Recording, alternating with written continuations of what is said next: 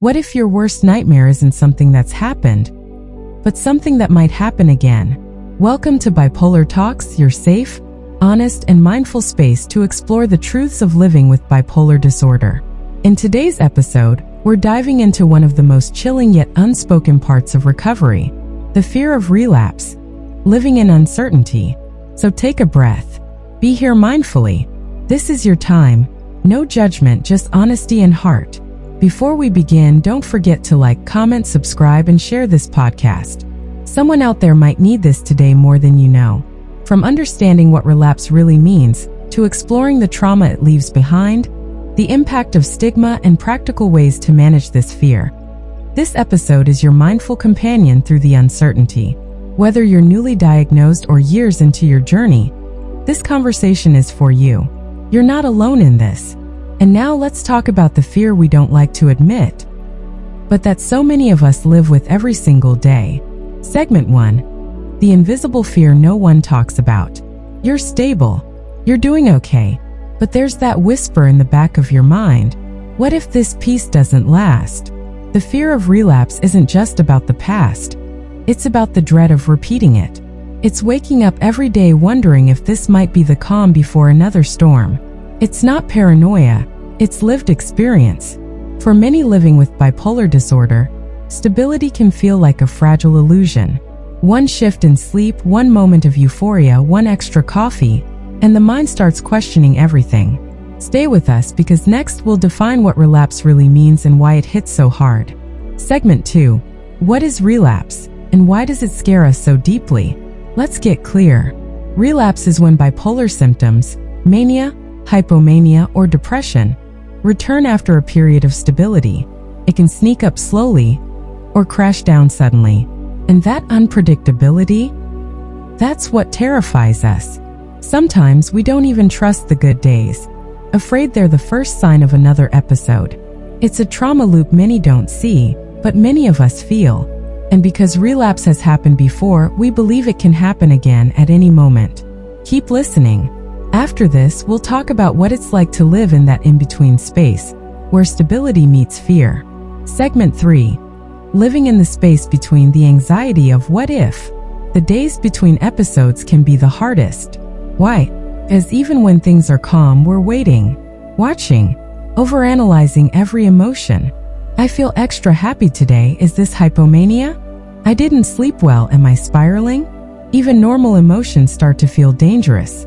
It's exhausting, like walking on a tightrope, balancing hope in one hand and fear in the other. But you're not alone in this balancing act. Stay with us because up next, we'll explore how past episodes leave emotional scars that still speak loudly today. Segment 4. Trauma after the storm, when the past still hurts. What if your fear isn't irrational, but actually rooted in trauma? Maybe you lost a job during mania, or attempted suicide in depression. That kind of pain doesn't just vanish when you feel better. So when you finally stabilize, fear kicks in harder than ever. Can I trust myself this time? Is this happiness or danger in disguise? You start bracing for impact every time life feels too good. That fear of the past repeating itself?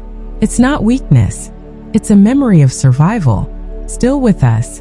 Coming up, we'll talk about how society's view of relapse only makes this fear worse. Segment 5. The weight of stigma, outside and inside. Relapse isn't failure.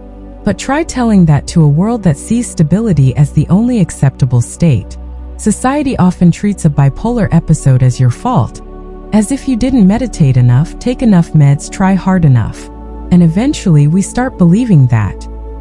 So when we feel ourselves slipping, guilt kicks in. Ching. I should have seen this coming. I should have controlled it.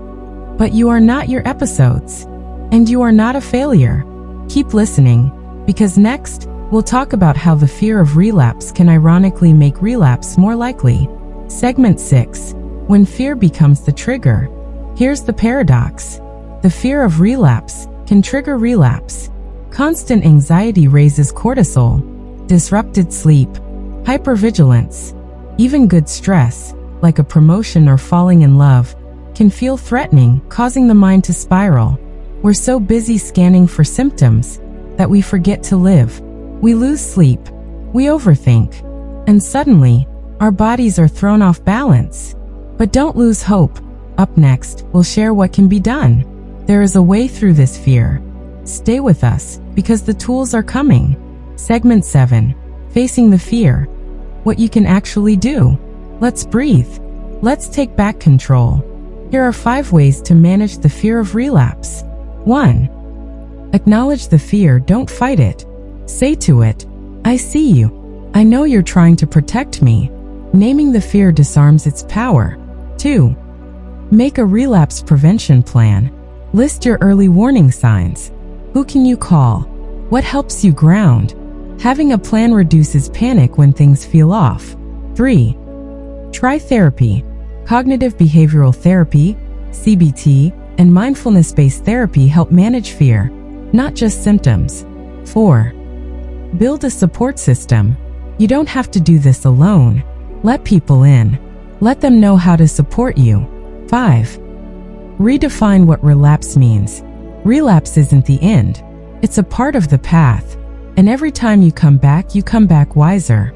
Stick around. Next, we'll hear voices from others who've walked this same road. Segment 8. Real voices, real fear, real strength. Let's listen to people who've lived through this fear and kept going. Nina, 29. When I feel too good, I panic. I shut down all joy, afraid it's mania. But sometimes, I'm just happy. And that's okay. Damar, 37. 2 years of stability gone overnight. Since then, I question every mood swing. But therapy taught me that not every low is a spiral. Lena, 24.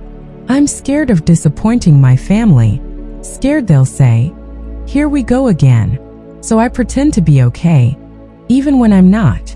You're not alone. These fears are real, but so is the courage to face them. Don't go yet. Up next, we'll talk about how to find hope, even in the shadow of uncertainty. Segment 9. Hope is still here, even when stability feels fragile. Let this land. You can be afraid and still move forward. You can feel shaky and still stand tall. You can relapse and still recover. Hope isn't about certainty. It's about resilience. About knowing that, yes, bipolar is unpredictable, but you are not powerless. Your story doesn't end with an episode. It evolves. With help. With grace. With love. And if you're feeling that fear today, know this. You are not broken. You are rebuilding. We're almost at the end. Stay with us for a final reflection and important reminders. Thank you for joining us on this episode of Bipolar Talks. Today, we face one of the most haunting realities of this condition, and we faced it together. If you found this episode helpful, please take a moment to like, comment, subscribe, and share it. You might just give someone else the light they've been searching for. You are not your fear. You are not your relapse. You are a whole human, navigating something incredibly complex, with strength that most people will never understand. And remember, you don't need certainty to find peace. You just need honesty, support, and a little hope.